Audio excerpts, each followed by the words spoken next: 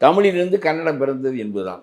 தமிழினுடைய கொச்சை வடிவம் சமஸ்கிருதத்தோடு ஊடாடி புதிய எழுத்து வடிவம் பெற்றதினால் கன்னடம் வந்தது, மலையாளம் வந்தது, எல்லாம் வந்தது. சான்று சொல்லுகிறேன், அதுக்காக உங்களிடம் சொல்லுவதற்காக குறித்து வைத்திருக்கிறேன்.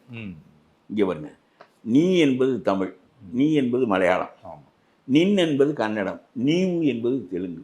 அப்புறம் தமிழிலிருந்து வராமல் இவர்கள் என்ன சொல்லுகிறார்கள்? இப்போ உச்சி பொழுது என்பது நாம் சொல்லுகிறோம், நடுப்பொழுத. உச்ச சமயம் என்று மலையாளி சொல்லுகிறான். இந்த சமஸ்கிருதம் அங்கே கலக்கிறது. நாம் வாழ்க்கை என்று சொல்லுகிறோம், ஜீவிதம் என்று சொல்லுகிறான்.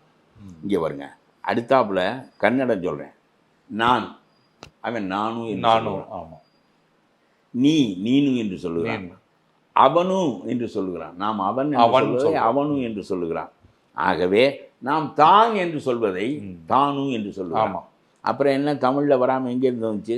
தமிழில் மகள், கன்னடத்தில் மகளு, மகளு. அப்புறம் என்ன பெரிய மகு, மகு, மகு, மகளு.